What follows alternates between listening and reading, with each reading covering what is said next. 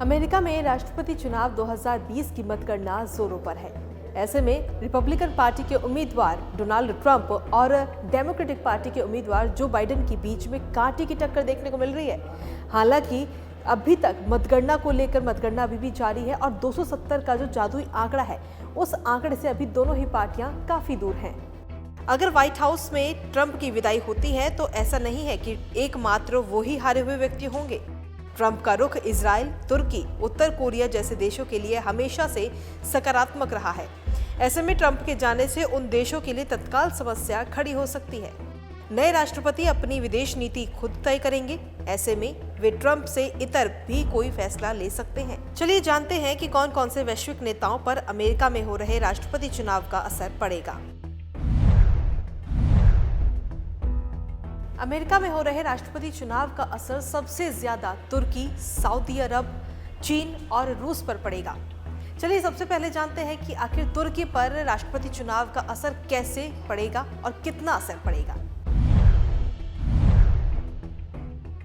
यूं तो राजनीतिक संरक्षण के लिए तुर्की के राष्ट्रपति एर्दोगन डोनाल्ड ट्रंप पर ही निर्भर करते हैं।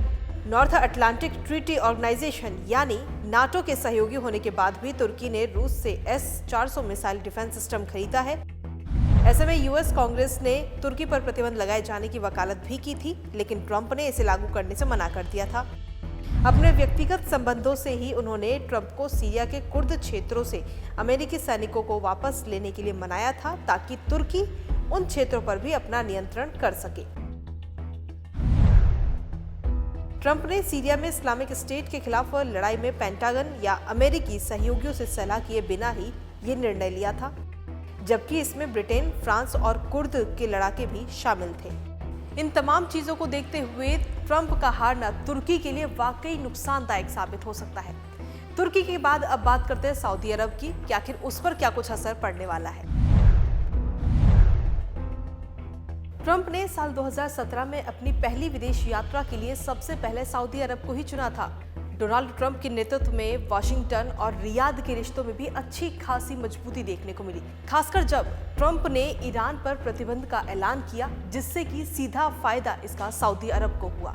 जमाल खशोगी की हत्या के मामले में जब अमेरिकी संसद ने मोहम्मद बिन सलमान के ऊपर प्रतिबंध लगाने की संतुष्टि की तो उसे ट्रंप ने वीटो कर दिया। वहीं बाइडेन के आने से ईरान के साथ अमेरिका नई डील कर सकता है।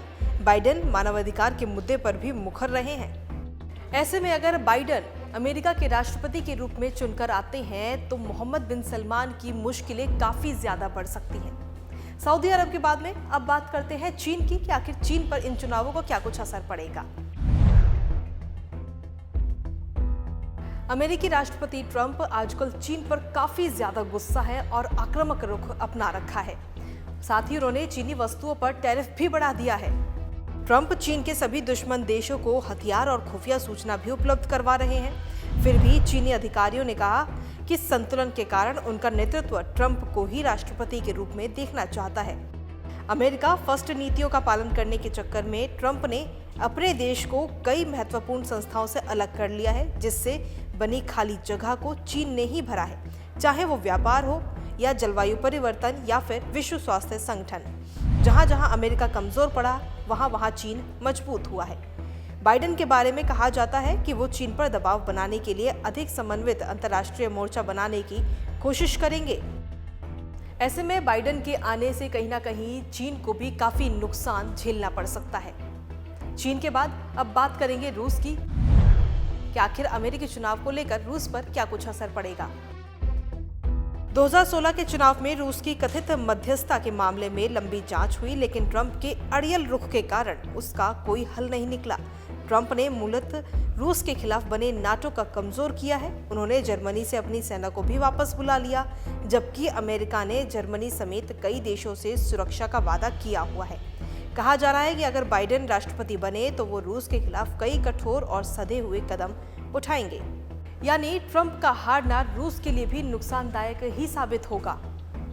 फिलहाल मतगणना जारी है। देखना होगा कि अमेरिका की जो जनता है वो किसे अपने राष्ट्रपति के रूप में चुनती है। क्या फिर से ट्रंप पर भरोसा जताएगी या फिर जो बाइडेन को अपने प्रतिनिधि के रूप में चुनेगी। हमसे जुड़े रहने के लिए हमारे YouTube चैनल को सब्सक्राइब करें और नई वीडियो की नोटिफिकेशन के लिए बेल आइकॉन को दबाएं।